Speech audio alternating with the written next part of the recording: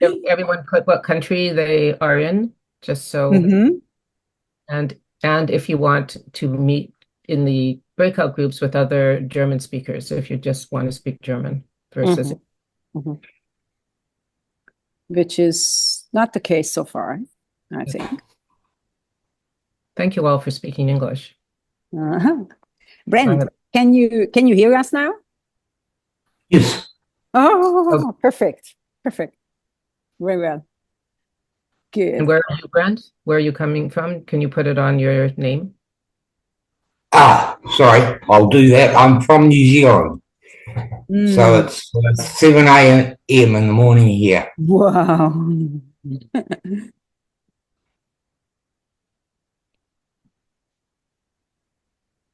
Bernie, can you put where you're from as well? I can work out how to do that. I Well, already did it for you, Brent. Oh, you did it. Thank Or sometimes I'm too quick.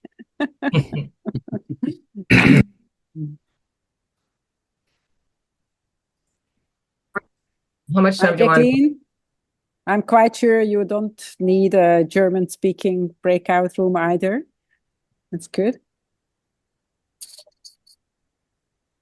So far, we are all English speakers, as I see.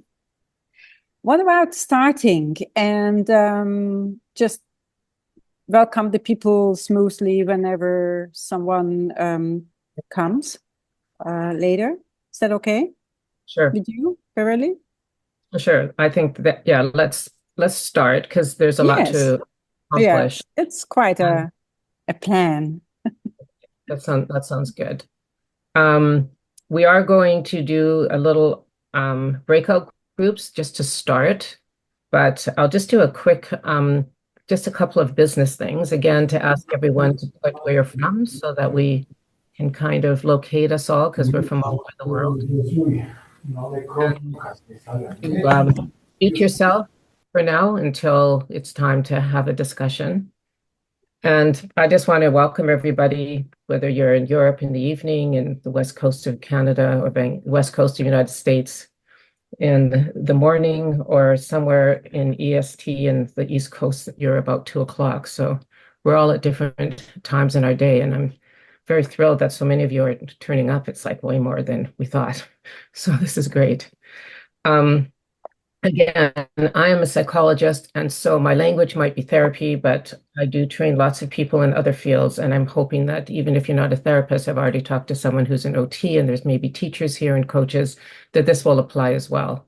That the language and the principles of change are all for people. We're all people who are working to help people change. So I think it'll relate to everybody here. So I think Kathy, who is my technical assistant, who organized all of this. If you don't mind, we're just going to go into quick breakout groups. Should we wait for, I think, G and Rachel? Um, I hope all of you will put your cameras on so you can get into a breakout group, just because it makes, once we connect a little bit in the breakout groups, it makes for a much more lively discussion if you've already kind of talked to a couple people. So do you want to do that now, Kathy?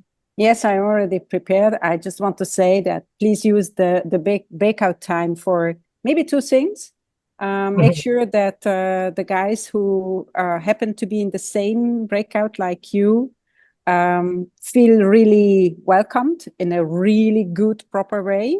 So, and the second, maybe you use some of those in total 5 minutes you will spend there for exchanging on your, let's say, hopes from this session. So, how this tonight, today might be useful for your work, thinking, or just conversations you have. So, these two things welcome properly each other and check what this might be, how this might be helpful for you. And I mentioned 5 minutes and see And you then. And if you're not comfortable in a breakout room, I guess you don't go in if you don't have your camera on, correct? We'll Is see that right? what happens. Okay. Okay. Okay, so Hey. I'll see you guys back in 5 minutes and you'll all know each other a bit better. Yeah, Elliot Connie, you probably have. So, as you have and I have, we've got to know a couple of people a little bit better, and that was great. Thanks for putting me in. I didn't expect to go in one, and so I was really happy to be in one. So I know a little bit about a couple of people and what they're hoping for, and I'm hoping that I will meet your expectations. And I want to encourage you that if you do have questions, feel free. I know I will be doing a PowerPoint a lot of the time, and then we will go into breakout groups, and I also will go back to the group because I want some general conversations. So I'm hoping to meet everyone's needs to kind of make a case for why I think this is so important, and then to have you experiment with it to see whether you think it's something useful. Did you want to say something, Caddy? No, Okay. that's great. I just didn't recognize the joke yet. So I haven't said a joke yet. So I'm going to share my screen, which hopefully will be not a problem. Where is my, just a sec. I had this all figured out. Oh, I just have to put the slideshow on. So that's perfect. work. Yeah, Okay. thank you. All right. So I'm just going to do a bit of an overview so you know what to expect. I'm going to give you a bit of a backstory. And it's interesting, I was just hearing someone interviewed today and they were giving a reason why this is an important topic to them. So I actually have planned to do that as well. Then I'm going to talk about principles of change and common factors. So this is me kind of talking at you why it's important. And then we're going to learn the principles of change and look at yourself, how you fit into this framework, and a little overview of how solution focus fits into this framework, because that was also part of our paper. All of this is part of our paper, except for a bit of extension of my going to other people to speak to them about how they felt and use some of their ideas in my talk. And then we're going to talk about the interesting thing about how do you use this with other therapists from other modalities and how it's an invitation to have conversations. And I honestly believe that this is a world that needs more conversations across genders, across philosophies, across cultures. That this relates not just in our field, but it relates to a lot of parts of our world today. And then I've got a few philosophical questions and a personal question.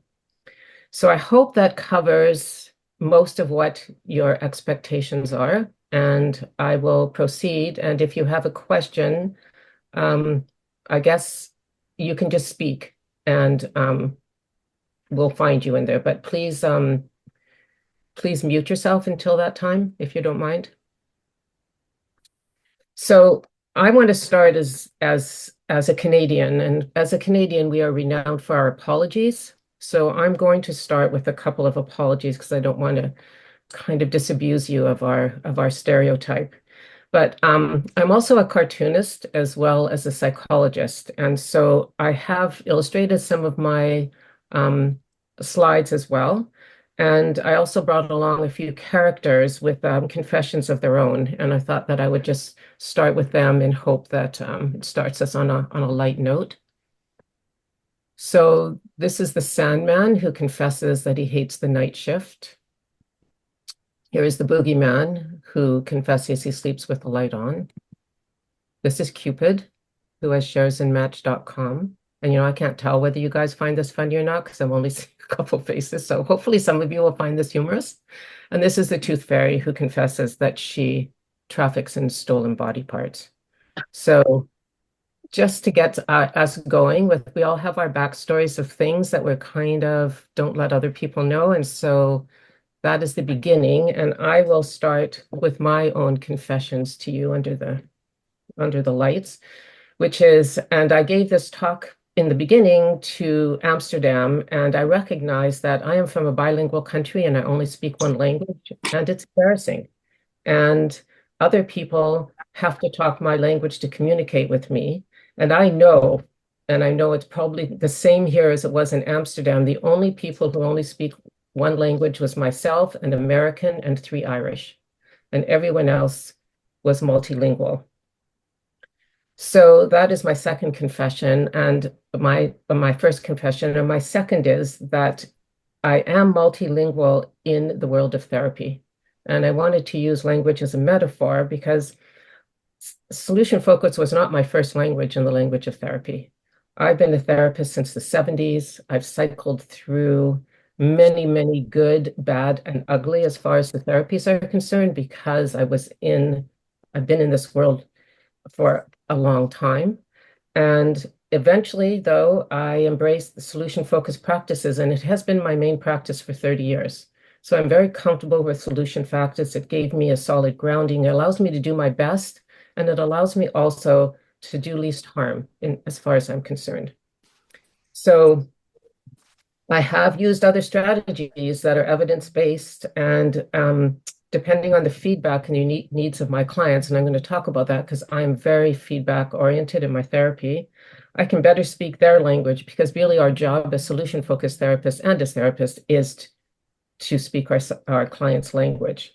So I'm going to give you a bit of a short backstory of why I'm so interested in this field and why it's so important to me to find commonality and to find principles and to find cross-orientation and to connect with others in other fields. And I think it really connects with some of the history of our practice, at least the way things have been going on the West Coast. So just a couple of things. I grew up in a household that was destined or kind of engaged in trying to make the world a better place. And from my mother's side, it was on the community on the ground. And from my father's side, it was the big picture, trying to answer those small questions like the nature of evil and is humanity going to survive? And it was, I'm sure, coming out of a lot about from World War II and the Holocaust and trying to find, can humanity find a kind of more compassionate place for each other? So he, when I was 14, went from a chemist to the head of the Department of Humanities and Sciences at the University of British Columbia. And he found the kinds of people that he was interested in down in California at a place called Esalen. And I don't know how many of you from Europe have heard of this place. I would say it's like the Bauhaus for spiritual and religion, and just like the Bauhaus was for art and architecture.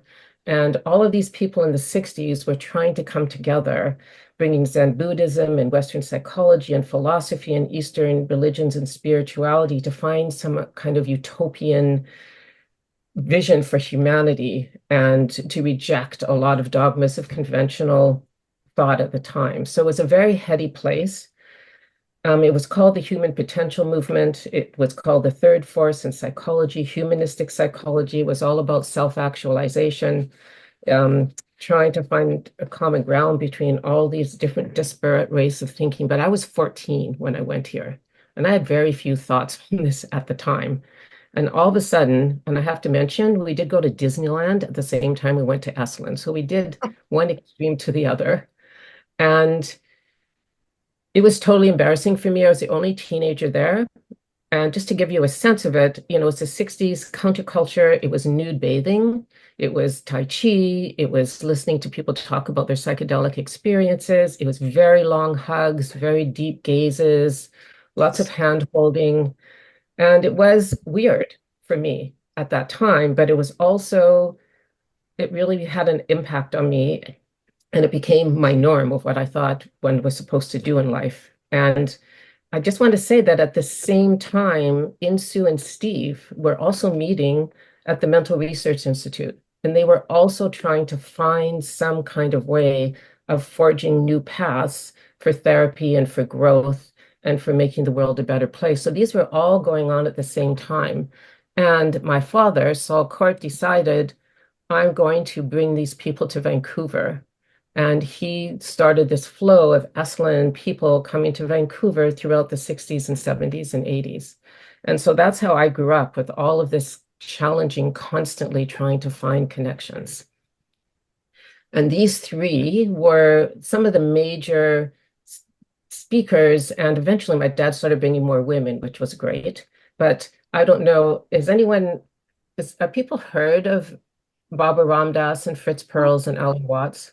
So I can't see you, but hopefully. And so these were men who came at this time all through my high school, and I was exposed to them, and they would come back to our house and they would give talks and they would meet with all their followers. So just for those who don't know, Watts brought together psychotherapy from the East and the West, and he had been a Catholic minister or priest. And Baba Ram Dass, who probably we've all heard of the most, he was a psychologist. He experimented with psychedelics. He also became a spiritual leader in Eastern philosophy. And then Fritz, he had to leave Europe during the war, and he came here and developed a kind of alternative to psychoanalysis with his wife, Laura Pearls. And he became a regular fixture in Vancouver, actually, and was going to stay and start an institute there, but passed away before he had a chance to do that. So I'm listening to all of these people and I'm enthralled as a teenager, but I'm also seeing a lot of cultish guru-ness beyond what they're talking about and towards the people. And I got very cynical about and skepticism about this at this time. And it still has an influence, but it really made me look at, the difference between the person, their thoughts, and never able to follow anyone's 100% anymore. So here's my background. And then I end up in a university in Georgia in humanistic psychology. Again, it was run by a lot of professors, leaving Brandeis when Abraham Maslow was there, who was the father of humanistic psychology and the hierarchy of needs. And they went down there to get away from conventional thought and to do their own thing. So they did their own thing on us in graduate school, which was all about, again, free will, self-efficacy, self-actualization, do your own thing, open marriage, relationships. It was a very free place. And then I ended up back in Vancouver with my first job, which was at a heroin treatment program. So I went from this headiness to rewards, contracts, reinforcers, supervised urines, breathalyzers, don't trust your clients. It was culture shock. And they wanted me to bring my humanistic kind of brand, and we're not that open to it. But it made me then say, okay, I've got to find a way to bridge the gap between me and these people as well. And so that was a very good first learning experience to have this be where I ended up to start with. And then in the 90s, this person came to Vancouver. And Vancouver was a hub and a melting pot for innovation and collaboration. We had the narrative people from Australia and New Zealand. We had the solution-focused people. We had feminist theory. We had postmodern thinkers. We had these regular conferences every year. And so Insu was at one of those conferences. And if some of you have had the pleasure of her seeing her in person many years ago, she just had this way with people that was so lovely, and her famous wow and her ideas about social justice and no interpretations, client language, externalizing clients expert on their own stories. And that just reinforced my whole idea about solution-focused practices. But as a psychologist, we have to continue to take professional development, and I'm taking all of these different professional development courses. I'm pretty solid into solution focus, and I'm trying to learn from other people, but I'm finding everyone's so siloed and even trash talking other therapies, which I found really kind of, whoops, didn't mean to do that. Yeah, trash talking. And I thought, my God, we're not even saying, well, I know I'm doing it this way, but I know this person does it this way, and we kind of have a similar idea, but I just really was not impressed. And it started to concern me. And I thought, I wanted to read more about this and find out what's going on. And this is what Marvin Goldfried has said about our field. We have Campbell's soup here, and it's a vegetable soup. And he talked about that we're at a vegetable soup of therapies. We have ACT, EMDR, IPT, CFBT, DPT, MBCT, EFT. Believe it or not, there's 500 separate therapies. And maybe we even have the therapy of me sometimes. It's named after someone sometimes. And I started reading about common factors, and I started listening to Scott Miller, and I started looking at his research, and I just started really wondering, how do I do a good job and make sure that I'm doing what works and not just what my therapy says works. And in the last few years, this is catching up to now, I began attending conferences of the solution-focused people. And I heard people talk about not being able to share their work, that our languages are so different, sometimes disdain for other methodologies, and how we are getting stuck in differences rather than similarities. So here's where my need comes up amidst all of these orientations to kind of set up how can we create bridges between all of us different orientations. And my hope here is to inspire all of you to maybe some of you are already interested in this. And if you're not, to kind of create a curiosity to think about if you work with other people, if you're a teacher, a coach, and you're really involved in, solution-focused therapy, how you might have conversations with others. And if you're attending this and you are from a different orientation, this will also show you how solution focus meets the principles of change, because actually we do quite a good job. So I just wanted to stop sharing for 1 second and go back to us all together. And we have one quick question from Ferry. Yes, thank you. It is really great to hear what you shared with us already, and I'm really interested in one aspect that might something that you know and could share your thoughts about. I was thinking about if you have had the chance to work with Roger's non-directional human-centric therapy, and if you had any findings related to similarities of that to the solution-focused therapy, because that's a topic that interests me. I don't have specific, but we all start with Rogers. I mean, I started with Rogers. And I think as we go over the language of other orientations and solution-focused language, I hope that will give you some ideas, because in the paper too, we tried to cover a lot of different therapies to give kind of connections between the two. So let's see, at the end, you can ask me again and see if I've answered your question. So I'm just going to ask you some questions, and I'd love if you could raise your hand, and you don't have to use the clicky thing. You can just raise your hand, because otherwise we have to deal with putting things out there. So first of all, I just want to know how many people here would consider solution focus as their language of choice. If we could raise your hand and we could see how many are solution focused therapists, or we use it in your business or whatever. So a great many of you. Okay, keep your hands up, because I want to know how many are strictly SF practitioners and are purists and don't really go outside of solution focus. Okay, so I hope that this is a good talk for you guys, I hope. And how many people, you can put your hands down, have used other strategies or approaches that were useful? How many?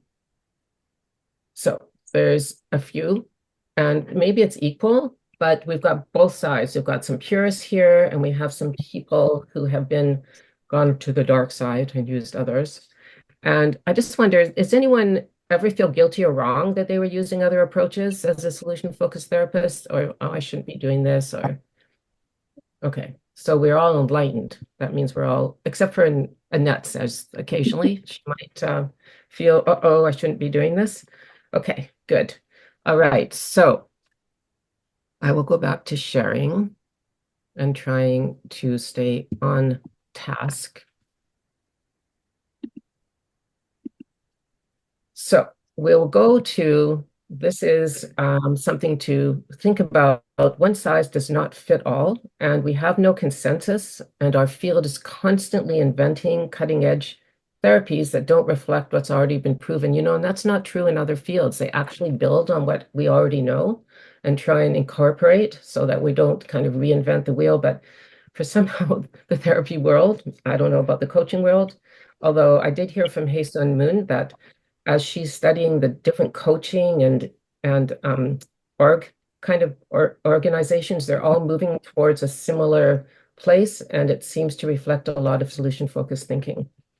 So we need to find a way to talk about complementarity and where we get together. So here's a little bit of history.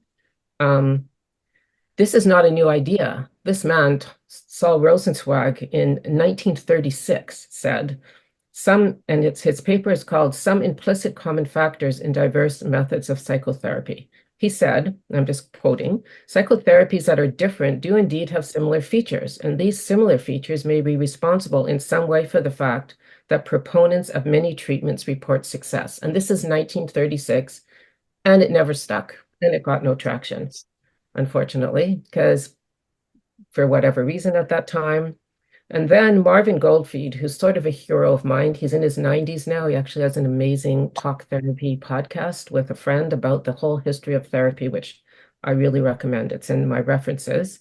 He spent a lifetime trying to find integration of psychotherapy. And so he promoted the principles of change, which represent a lot of other forms of thought, but he put them together in like 5 principles, which we'll be introduced to. And this is from 1936 to 1984. And he's certainly not the only person who talks about this, but he definitely is kind of the father of all of this. And so he said that if we were to consider there's 3 there's like 3 levels. So you think about at the highest level of abstraction is all our orientation, CBT, EMT, SFT, whatever. So that's the highest level abstraction. And then there's all these interventions and techniques we do. So for solution focus, it would be best hopes or the miracle question or scaling or whatever is inherent and specific to solution focused therapists.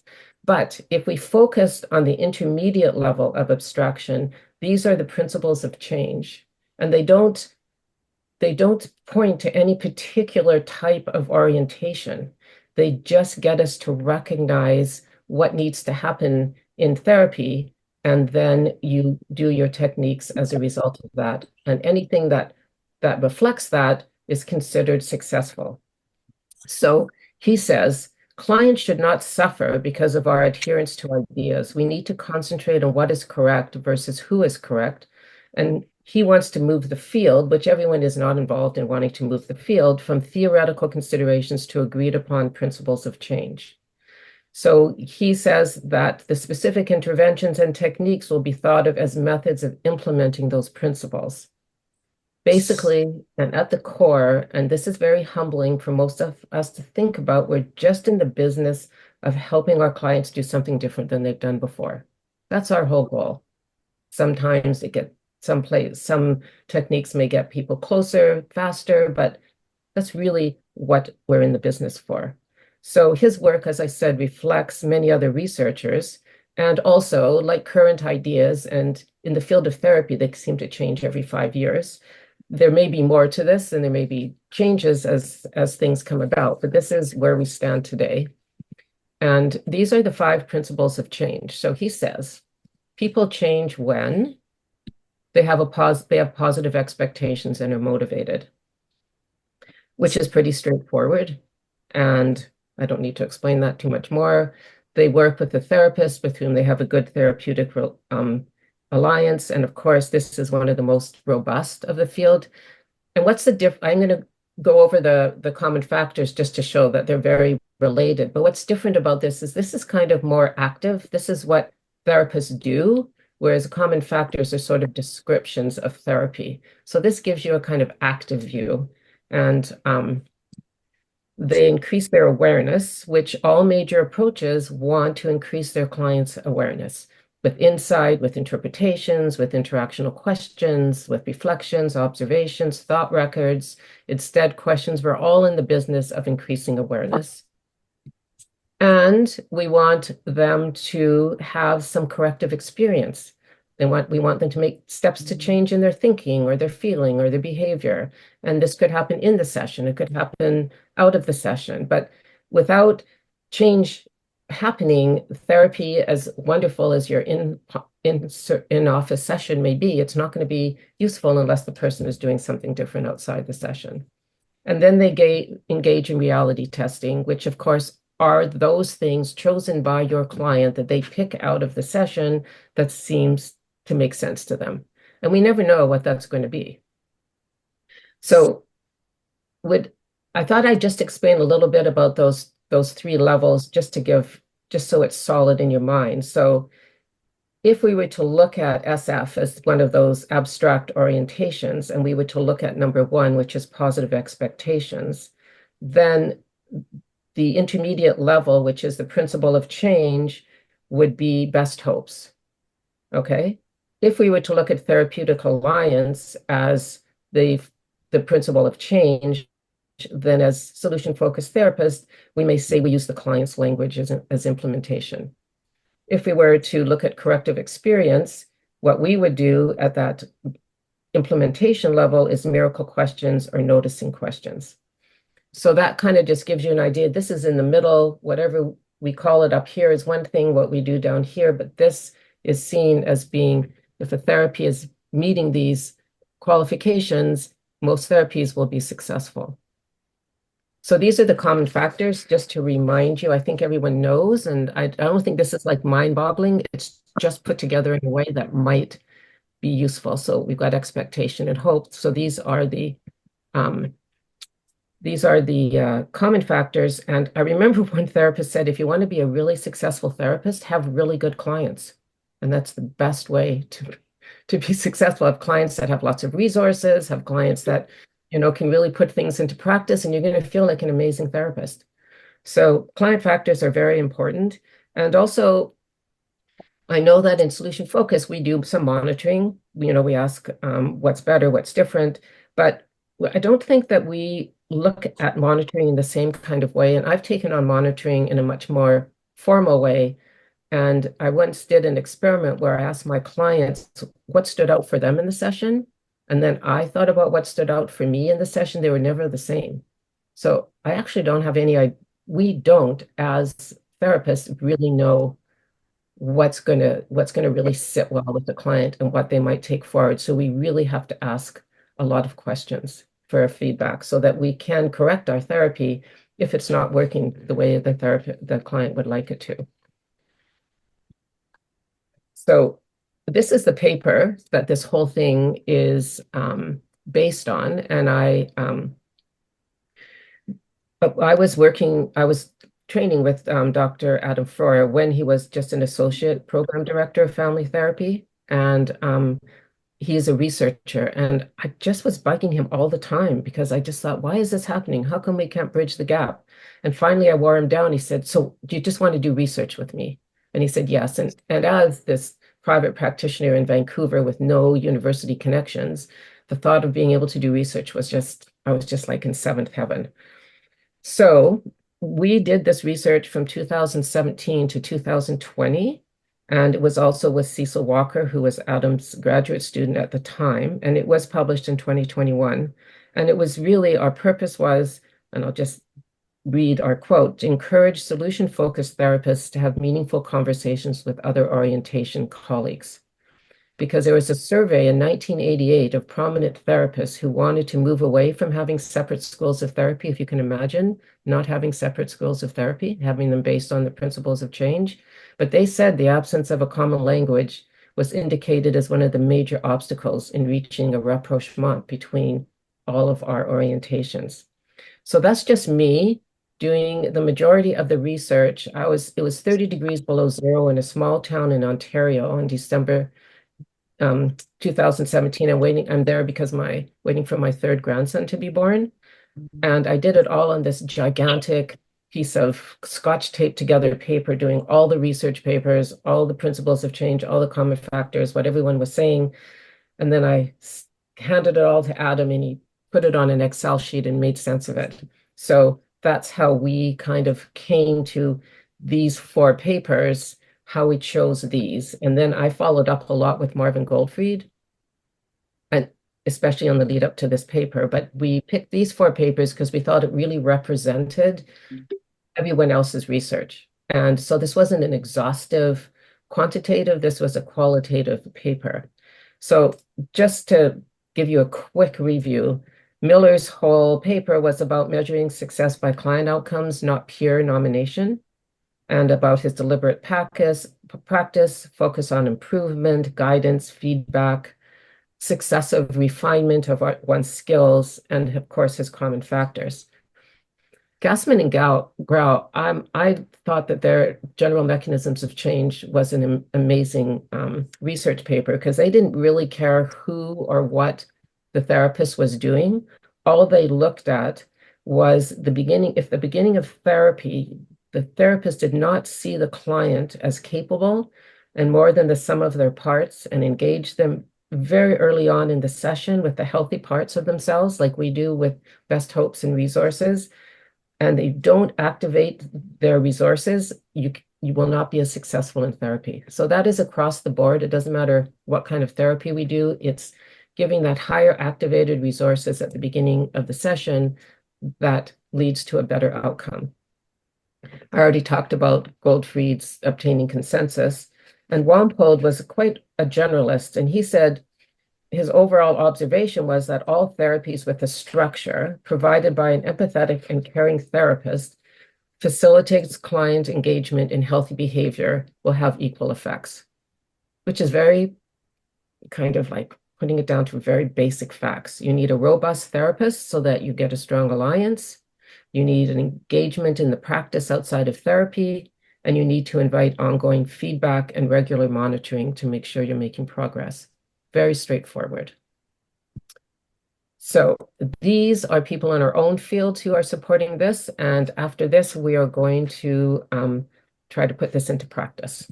So Eve Lipchik, who was part of the original group with Insoo and Steve, she actually told an anecdote about watching one of the MRI guys who, that's at the Mind Research Institute that was started in '66, where Insoo and Steve met.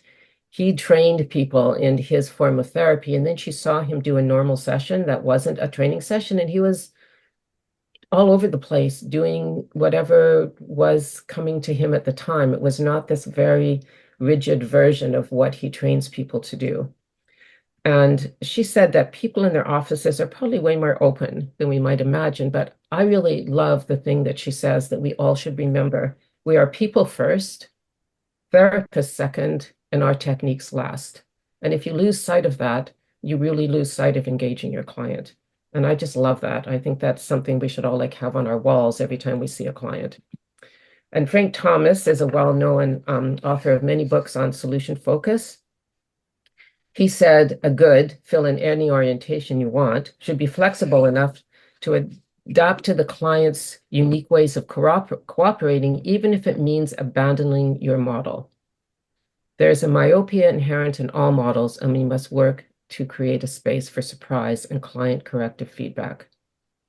And surprisingly, even Steve, in his book, Clues, he said, we do have more complex explanatory metaphors available upon which to build a treatment approach should the first minimal approach fail.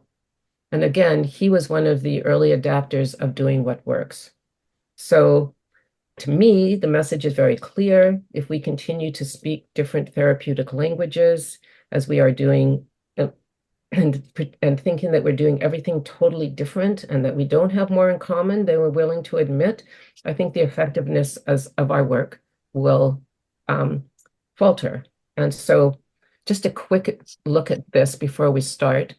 We all can agree that our clients want something different in their lives. And if we look at this just very quickly, and this is an intro to doing the questions, there are different therapies that concentrate on these things. And if you look at them yourself, you might guess which some of those are. But the psychodynamics would say insight is important. The cognitive restructuring, with CBT people would say cognitive restructuring is important.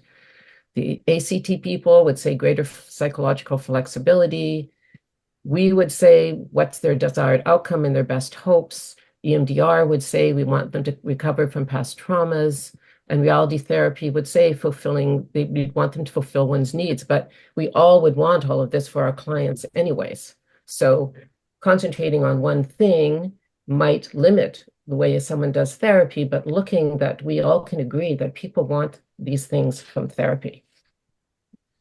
So we are going to do something a little bit different. I want you all to take, this is the experiential part of the workshop, and I'm kind of on time, which I'm very thrilled with. we're going to take 6 minutes and we're going to do these three questions and give you a chance to look at the questions, talk to each other about what that's like to answer them. Remembering we didn't do these questions for solution-focused therapists. We did these questions for everybody. And in order to do this, I'm going to ask you to take out your phones and take a photo of each of these 4 slides. And if you don't have your phone and you don't like to do that, I'm sure someone in your group will have them, and then you'll have them in front of you when you're in your breakout groups. So these are based on the questions that we created, so we could do self-assessments, and we could say, here, let's both fill this out with someone from another orientation, and let's see how it compares what we do. And I just want to say, because I think I forgot to say this, that we use the briefer manual as the latest briefer manual from Brief in England for our solution focus part of this. So are we all okay with that in taking pictures? And I'll just go through the 4 slides. And just as an intro, I just wanted to say that I do this with my students because all my students come from CBT, and I'm not going to not acknowledge all the training. So we do a lot of these questions together so that I can kind of level the playing field and they can see what they're doing has connection and that there's other ways that they might want to consider doing things. So can you all take a picture of this slide? Are we all good with that? Oh, not okay. Just a sec. Should I go back? Okay, so this slide, Caddy, I can see you. So you took the picture, right? Oh, you Okay. only can see me. Huh. Well, I'm just trying to do the timing. So Yes. this is the second slide. This is corrective experience and tasks of therapy. And there are more questions in this, but this is just okay. And now this is monitoring process and outcome.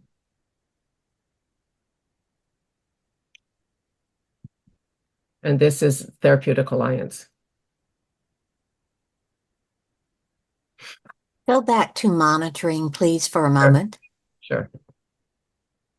Yeah, please speak up if you didn't get one. There should be 4. One is the first one is what to discuss in your group, and then the next 3 are the questionnaires. And I'm going to do one first before we break out into groups. Are we all good? Anyone have any questions?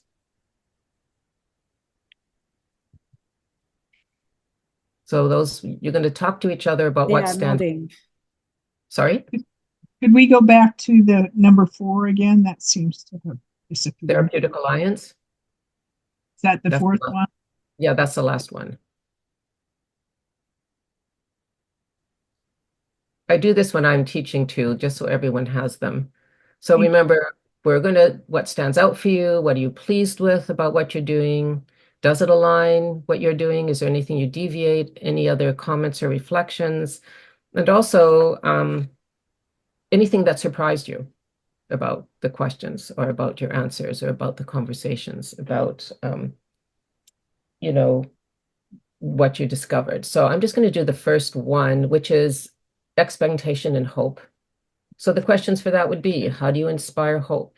How do you recognize strengths and resources? How do your clients experience what positive change looks like? These are for all therapists, right? Not just solution-focused therapists. And so when you have a conversation like this, it's kind of interesting to think about what do you do and what might someone from another orientation say that they do. So from our position as solution-focused therapists, we may say these things. We start with best hopes. We let the direction be established. We use language like so far, in spite of, for now. The famous Bill O'Hanlon, 1 foot in acknowledgement and 1 foot in possibilities. That's what you might come up with as a solution-focused therapist. Your coworkers may, just can't see this, may come up with, well, we construct goals. We do some role playing. We do interventions with homework. We ask questions about past successes. We foster hope by developing insights and overcoming challenges. And you can see what a rich conversation you could have when you're both answering these questions and respecting each other's responses and contrasting and comparing the kinds of things you come up with. And when we finish this exercise, I will give you some examples of where I found this to be really useful. So we're going to now, why is this change? We're going to, I'm going to stop sharing. And Patty is going to put everyone except me in a group. And we can start with, we'll start with Therapeutic Alliance. Everyone has a Therapeutic Alliance, and Patty will put you in groups, and you'll have 5 minutes, just because I'm 5 minutes a bit. Yeah, let's make it 5 minutes, Patty, rather than 6. And we'll put you in groups of 3. And I can't wait to hear what you say when you come back. We'll have a quick, short talk about it, and then we'll move on to the next one. But just to give you a sense of what it's like. So go for it, Patty.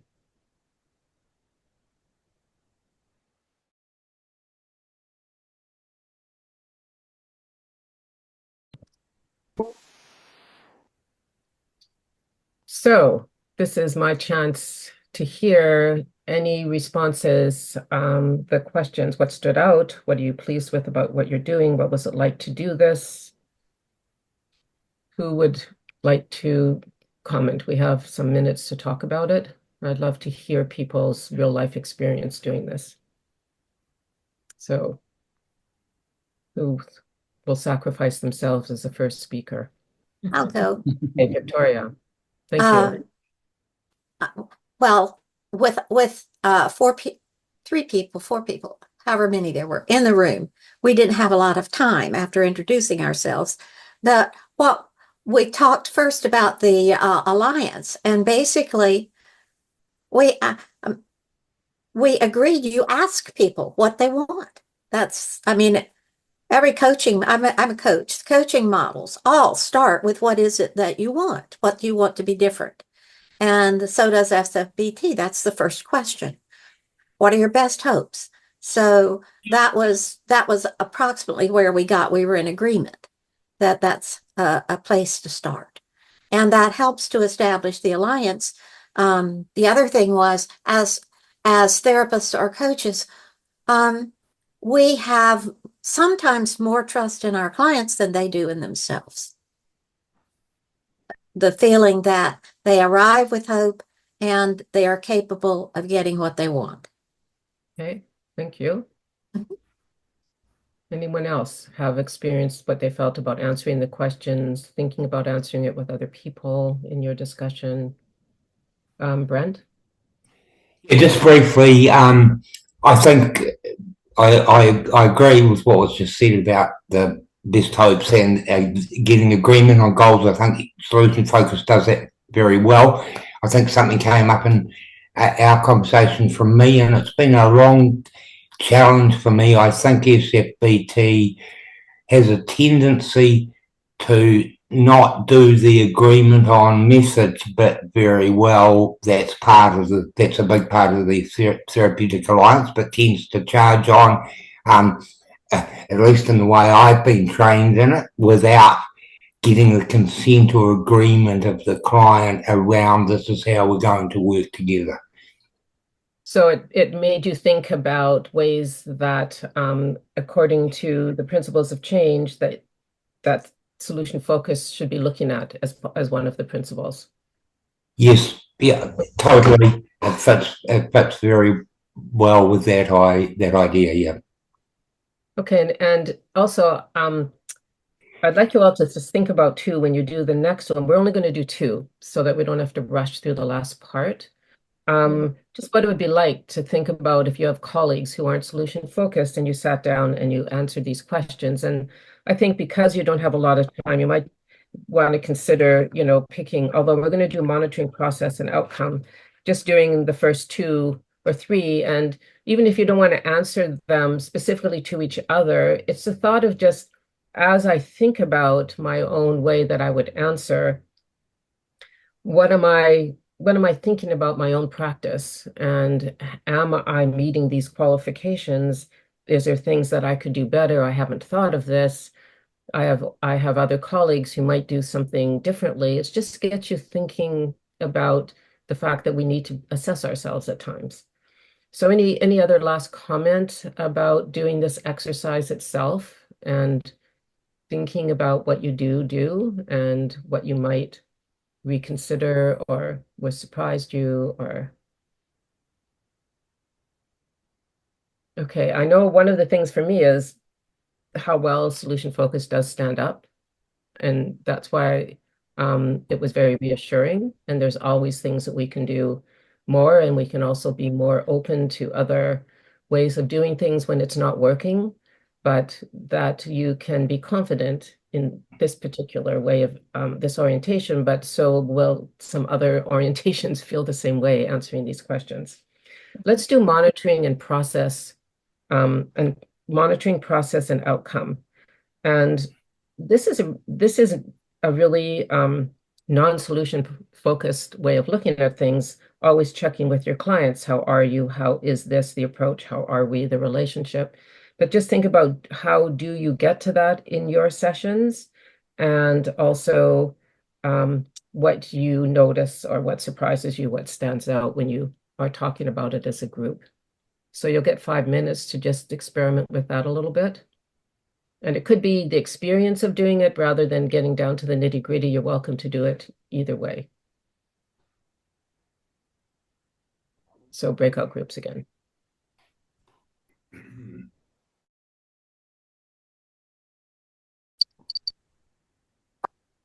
So welcome back.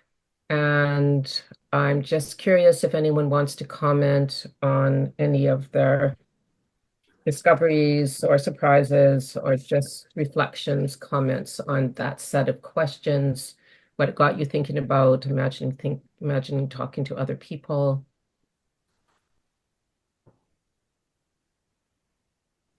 It's left you speechless. Because monitoring is an interesting topic. So I'm just wondering, in a room of solution-focused therapists, what you think about those kinds of questions. Okay, I don't want to mispronounce your name, Arpi. RP, yeah, it's good. I don't know what made me, I don't know, think from our conversation is that if it's monitoring with the intention of learning from practice, I feel that it's very useful and it's easier done. But if the whole context of the conversation, maybe because of donors or organizational context, is checking that type of efficacy that can stay. So it's like there's some business incentive. There is more fear of not like let's not look at what's not working. So it's that I find it's not a good environment for real learning from practice if it's that I don't know, incentivized directly. So if I'm monitoring and then I will discover that things are not working well, maybe I get punished by some contextual stuff. So I find this is somehow related to competition between different practitioners. And if the culture around monitoring and having a look at the practice is more about let's learn from what we do, it's easier done. I don't know if it makes sense, but well, it makes sense. But when it's in an organization and they've got qualifications of what's considered change and not change, this is on a much more personal level with your client, between you and your client, just checking in to say, are we on the right track? Are we, I just have my clients answer these questions. I give that to them when they start therapy with me, and I just refer to them every once in a while and say, please feel free to tell me so that, we can make sure that you're getting your money's worth, really, and you're getting what you want from our sessions. So I see it as a much more personal, just one-on-one. Geez, I don't know why this. Okay. Sorry, my timer is just not responding to me. There we go. Sorry, just a sec. Bernie? My one technical thing. Yes. I totally agree with you, and I really just want to say that giving my clients permission to give me this kind of feedback has made my therapy better. And they may say small things like, can you talk slower?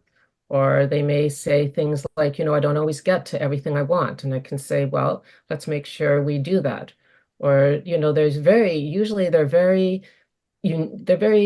personal things, not like major psychotherapeutic issues. But I find that giving them permission to talk to me this way, then we level the playing field as well. And I feel like I'm not fooling myself, and I don't have to worry as much about whether I think I'm doing a good job or not doing a good job. I actually am getting verification from my client that, yes, this is going well or this isn't. And I'm okay with that. And it may be because I've been a therapist for years and I know that I can click and not click, and I'm very comfortable not clicking with everyone, but I just think it keeps me from worrying about whether I think I'm doing a good job and lets my clients tell me whether they're getting. Bernie was just to say about some. Well, I wanted just to say, actually, Nikki and I have been engaged in doing some training that has been adapted to solution focused in anger management. And one of the things in terms of the follow-up is not our monitoring as much as increasing the participants' self-awareness by asking them on exit of what their go notice, and getting them to come back in and tell us what they have noticed. And if they say, well, not much, we dig for, well, of the not much, on a scale of 1 to 10, how much? Mm-hmm. Yeah. Well, and so bring... choice 3 may be, which and Mickey actually is the one that came up with this more. So as once they begin to describe it, you're getting them to deepen their awareness of what is happening with them. And we try to keep it within always the continuous growth of their own self-awareness, that we consider that to be the major change force, is the increase. You bring up a really good a really good thing. I think the word monitoring is not a good word. I don't think I want to use it anymore. I can see that it feels like it's more of a monitoring outcome, is kind of like what RP had said. It's kind of more of an external thing. And so I think it does take us off track, but the feedback and what you're doing, that makes total sense. That's a really good idea. But it enables us to monitor whether we're on what's happening with them, but it keeps the in terms of the approach in deepening and expanding their sense of identity and awareness.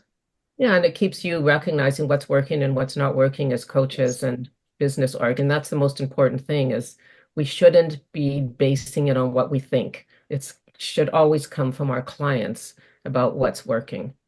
Assessing, would that be a better word? I just thought of this since we just talked about monitoring, so I'm not sure, but it's an interesting thing. And I don't work in an organization. I'm in private practice, so I don't have to deal with other people overseeing me or anything. So I'll take one more comment, and then we'll move on to conversations with other practitioners. Victoria. Yeah, just the word monitoring suggests a real power imbalance. It does. And so it's like, I don't like that word either. Well, I'm going to take that away from this workshop. Thank you for giving me that kind of insight into it, for sure. So I hope you found this useful. And there's the third one, something you can think about on your own. But and you may have other things, and you're welcome to email me if you have more questions. And I just want to move on to sharing the screen again and looking at this from other orientations perspective, and just some examples in my own practice of where I found this useful. Okay. So here we have, I'm just going to, sometimes the list of people is in my way. So these are conversations with non-SF practitioners, and I just put together some of the comparisons from our paper just to kind of give you an idea of how, you could be sitting around going, oh, we do insight, we do best hopes, we do goals, we do empathetic bond. Okay, that's interesting. How do we compare how we do these things? So a couple of ideas from my own practice, I just want to share them with you, is I had a really interesting experience where my supervision student had to switch supervisors midstream, going from CBT, this is at Simon Fraser University, to me. And the person in charge of the clinical psych program did it on purpose, kind of didn't give her another CBT, gave her me. So it's like, wow, she's midstream. She's going to change the way she's doing therapy. I'll get to you in a second, Kurt. I just saw your hand. So we did this evaluation and we looked at the tasks of therapy. And we started looking at what she had been doing with this person, and she had been teaching skills. And in looking at the questions, she realized that this person really didn't need skills, but she was so focused on skills because CBT was skills that she kind of missed what other things might be useful for her, because this is a woman who felt she was so skill deficient that she had to stay in therapy for the rest of her life. So in looking at it from that perspective, she looked at it and she said to herself, I think that using the language of resources and instances and this client, she was able to realize she was much more capable than she had thought. So she just asked the client, what does she already know that is helping her get through life right now? So she went into that whole conversation. And through that conversation, the woman was able to access her own success. And actually, therapy then dwindled off. It did not become a therapy for a lifetime. It became, oh, if it's therapy for, okay, I see what I can do. And then in ongoing sessions, she would report the kinds of things that she's recognizing in herself. So that was a really nice transition. In another direction, I get feedback that a client wants skills, and I will introduce them in the way that solution-focused therapists do, which is some people find this useful. Here's a couple things. Why don't you try them out? Let me know. Do you find them useful? And we move on from there. So I do never say, I don't know what to tell you, because sometimes, of course, I have things that I can offer, but I offer it in a very kind of, this works for others. I'm not sure about you. Then my current student, it's kind of interesting. He really felt he connected with his first CBT client because they were both young men and they talked the same language. And it hadn't occurred to him that language was something that you listen to in order to speak the client's language, and that you need to pay attention to how they talk and talk the way, use their language in the conversation. And that's part of therapeutic alliance. So that was a very interesting thing for him to discover. It wasn't just coincidental, oh, we're the same age, no wonder we're connecting. He also hadn't thought about how to work with clients so they take credit for their own changes. So that was something that came up. It's not something he learned in CBT. So that increased his awareness of the client's strengths and resources. So even though these are not SF questions, they're therapy questions, but they didn't come up for him in CBT at all.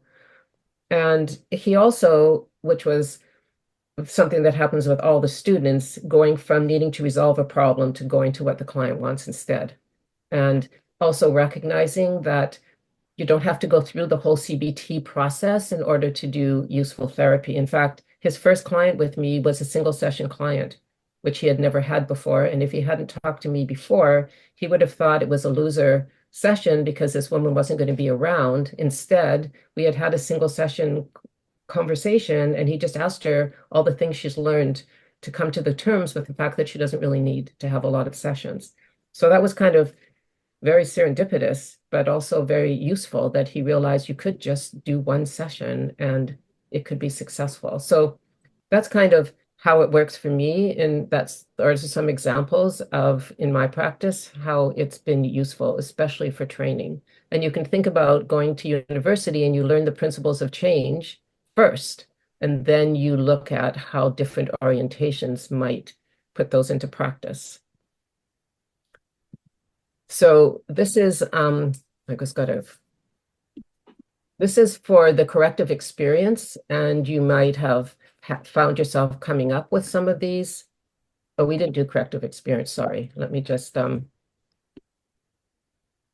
this is corrective experience. We didn't get a chance to do it. So let's just look at therapeutic alliance and monitoring. So with therapeutic alliance, you may have talked about presuppositions, use of client language, when put in the present again. With monitoring, you may have talked about, we don't have formal monitoring, but we utilize questions such as what's better, what's changed. We magnify small signs of progress. We create opportunities for clients to compliment themselves. And if you're talking to a non-SFBT person around therapeutic alliance, they may talk about fostering an empathic bond or joining a family system or respect toward the client to validate their experience and to get agreement on the goals. And in monitoring process, some people may choose to use the ORS and the SRS, and I used that for many, many, many years because I thought that was a way of keeping me on track, and that's a whole other conversation because I didn't find it that useful really in the end to use that in particular, but that's another story. They may check with clients through monitoring or homework. They may use other assessments. So this is maybe what your conversation might look like with other practitioners. And here's just a quick review of how does SFBT fit with overall effectiveness. And it actually fits incredibly well. But it's just, again, as I said, it's not the only way to do therapy. But if you look at a research paper from Franklin, Zhang, Frower, and Johnson in 2017, they did a systematic review. So these are the different change factors. And this is how, I'm just going to review this quickly. This is in the paper, but these are the ways that overall SFBT fits in with these change factors, what we do in order to implement the principles of change. So there's lots that we do well, and there's other things that also could fit into this, but this paper was for SFBT therapists to see how we do fit in. And you can see this in my paper, which is available in the journal.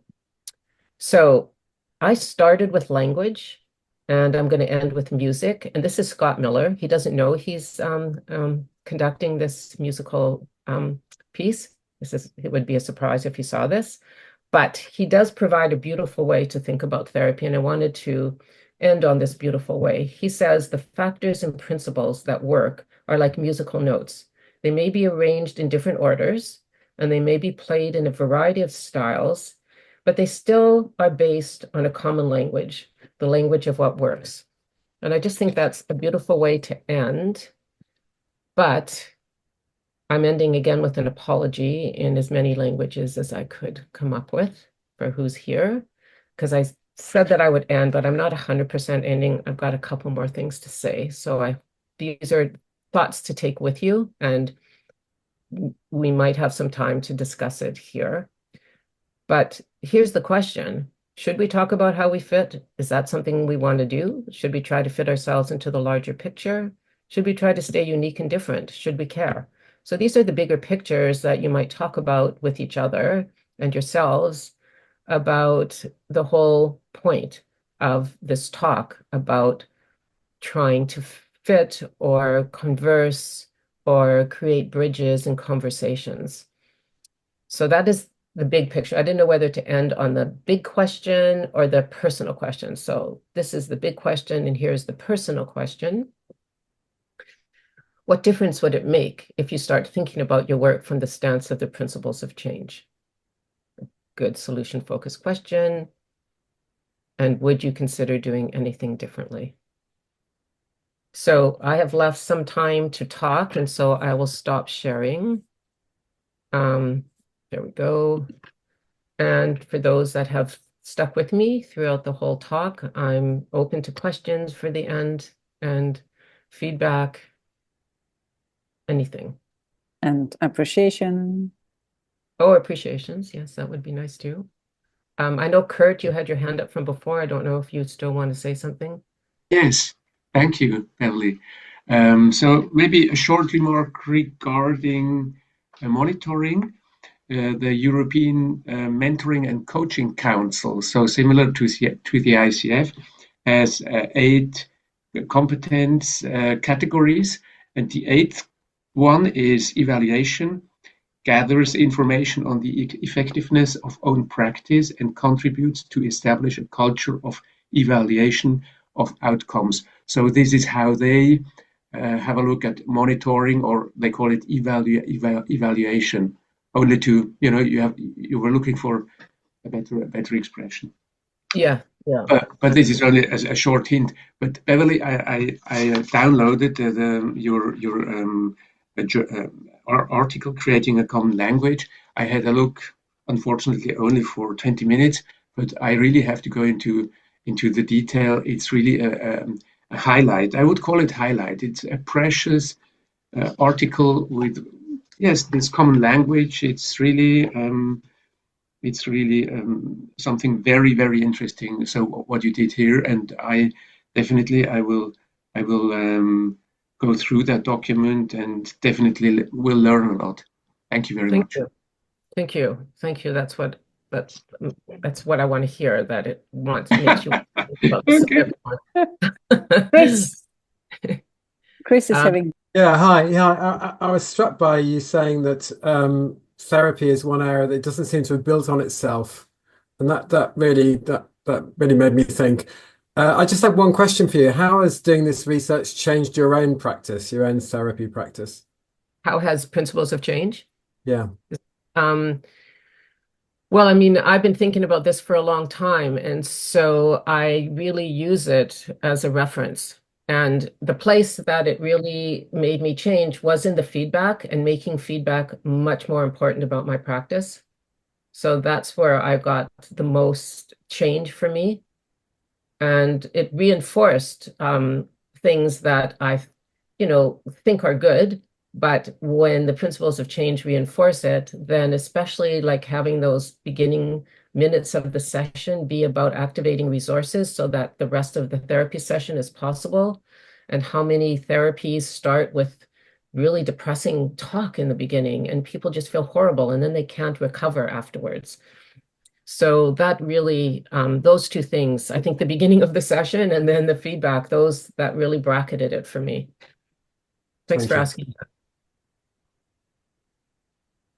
Any other questions, reflections, any takeaways from this?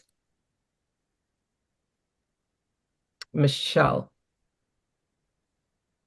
Yeah, I'd like to set a conversation for another time, but just interested to hear more about the ORSS, your view on ORSSRS and using that for understanding. I can say something really quickly. About the SRS, this session feedback. I found you give that, that we ask the questions like what's changed, what's different, and people go nothing. And then you keep asking, and then you find out that there's been these tiny little changes. But yet in the ORS and the SRS, when you do it, they don't have time for reflection. And I found that their first answer is whatever the number is. But in conversation, so much more came up, and they started to recognize so much more of what they had done or noticed or whatever during the session. And I think if you get stuck with the SRS, and I'm sure you have to ask questions, you need to ask questions after it, you miss out on continuing the conversation and saying even something little, what did you notice, all of that kind of stuff. So I just found it was a bit, it wasn't doing what I wanted it to do. It was maybe making me feel transparent, and I'm, find out if I'm not doing a good job or doing a good job, but I didn't feel it was fulsome, kind of. But maybe, I would use it differently now. But anyways, that's my quick answer. Yeah. Okay, thanks. Pamela? Yes, I've used the ORS and SRS, and I think it was for the agency I was working for monitoring us. Right. That's how it started. More than monitoring my client's progress. But my other comment is I work with children quite a bit, and I'd be curious to hear what other people do. But sometimes when even a parent is in the room, I'll say, "Oh, I don't think your mom heard that. What did you like about that?" Or have the child reiterate or create a story and then tell the story.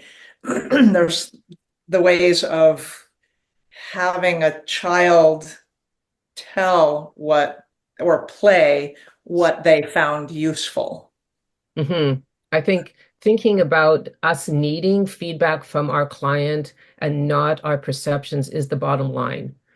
And however you do it, I think is everyone's going to have their unique ways. It's just that we should never be the arbiter of what's working. Personally, I don't think we should be, because we're not good. We just don't know. And my little experiment showed me that, you know. So I would just encourage way more corrective feedback from our clients. Hey, I saw some nods there, so we'll see. yes. Hey, thank you so much, Beverly, for joining us and making your presentation and making us talk. Our time is over, and I'm aware that some of you maybe are already heading out from this session.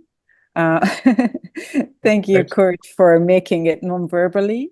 I don't mind hanging out for a couple minutes if people have a couple questions. It's up to you, Kathy. Yeah. Okay. Thanks for all the hearts and the celebrations. Thank you, everyone, for attending. It's been great. And thank you, Kathy, for inviting me. Thank you for accepting, and thank you all for coming, and have a nice rest of your day.